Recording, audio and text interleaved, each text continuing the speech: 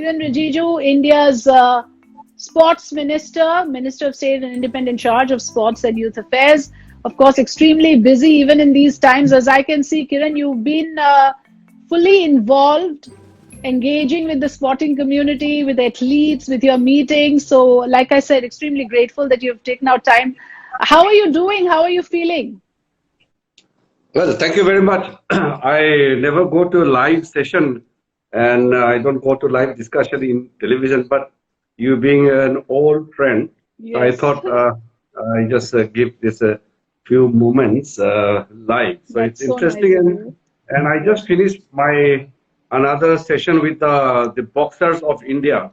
Today I had Okay. a detailed discussion with all the top boxers who have qualified for Olympics and who are under this lockdown, and the officials and the top high performance directors. And before that, I was addressing a seminar, which we call now webinar, Yes. with the FICCI. The FICCI had arranged it with some of the top players and the coaches. So likewise, because ministries are functioning with a controlled way, we are not calling all the staff, but senior staffs who are necessary, they are coming. But on Sunday, Saturday, I work from home. Otherwise, we are attending office, but we take full precautionary measures. We are very careful about all the norms being set by the health ministry and the government.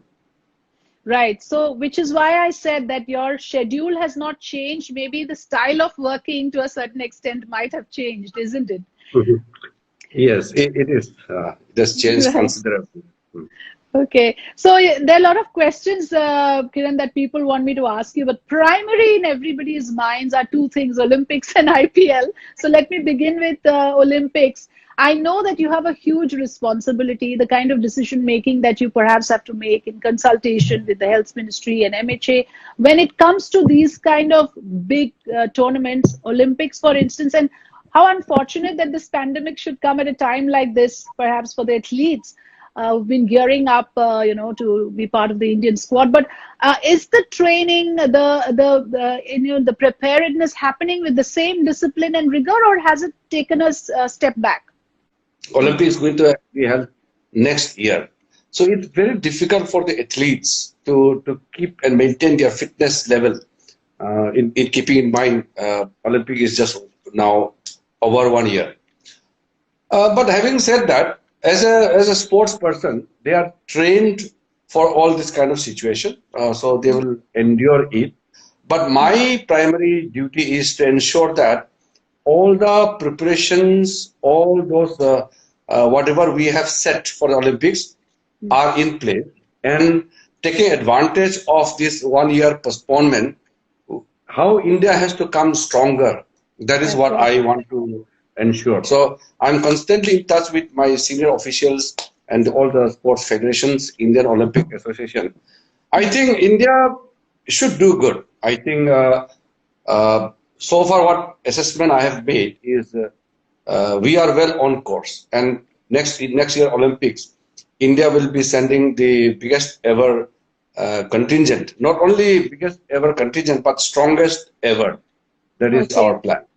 Really look forward to it. And perhaps what you're also saying is that this can be taken as a blessing in disguise, a little bit more time, a little bit more preparedness, perhaps to fine tune everything. So that cannot be a bad thing ever.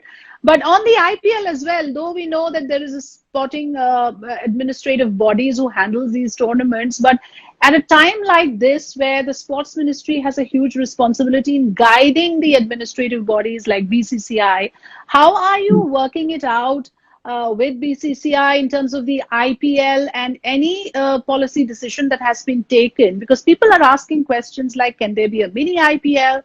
Can it be held in August, September? Can there be an all-Indian IPL? Where do you stand on this? Yeah. These are important events, IPL, and there are some other leagues we have. But health is the priority for everybody. When it comes to safety, when it comes to the health of the human being, it overtakes all other concern.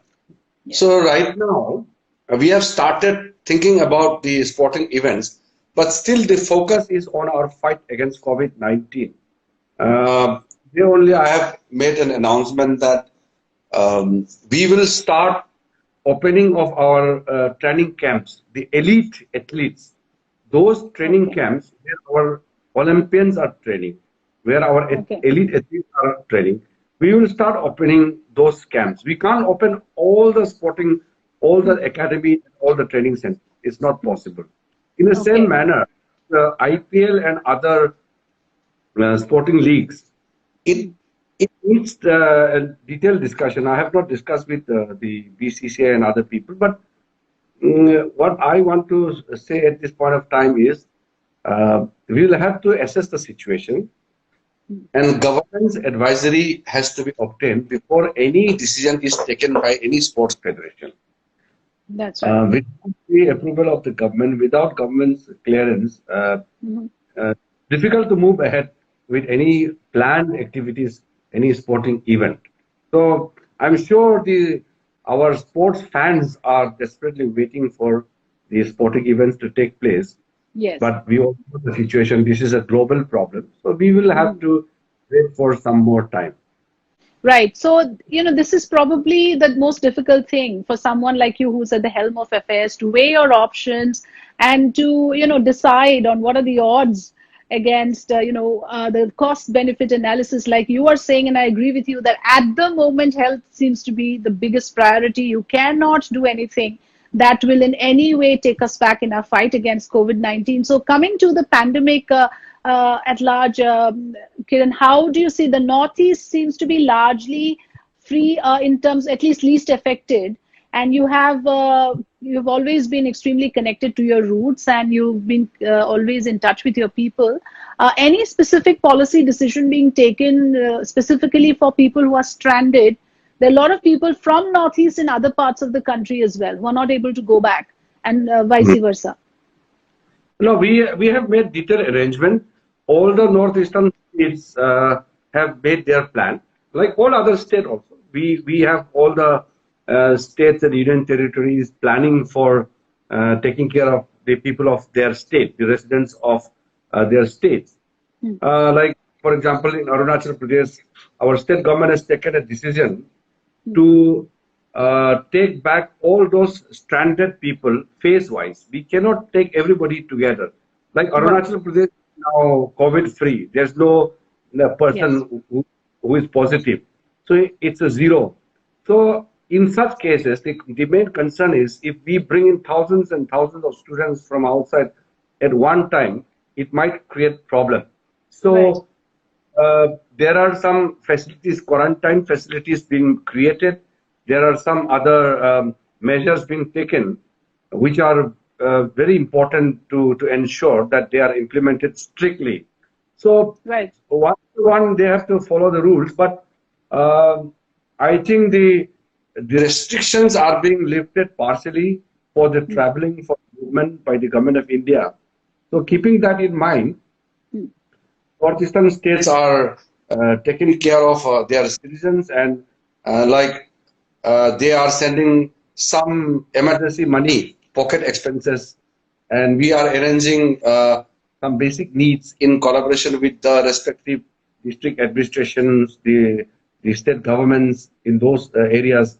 So Right. we are able to take care of the citizens. It's very important. Like in Northeast, all the laborers, migrant laborers, or people coming from outside who are stranded in Northeast, they are Yes. provided free. I have personally supervised many of those cases where Mhm. free rations distributed, Yes. healths are extended, medical facilities being provided. We have to do it on a humanitarian ground. Hmm. We all Hmm. have to work together.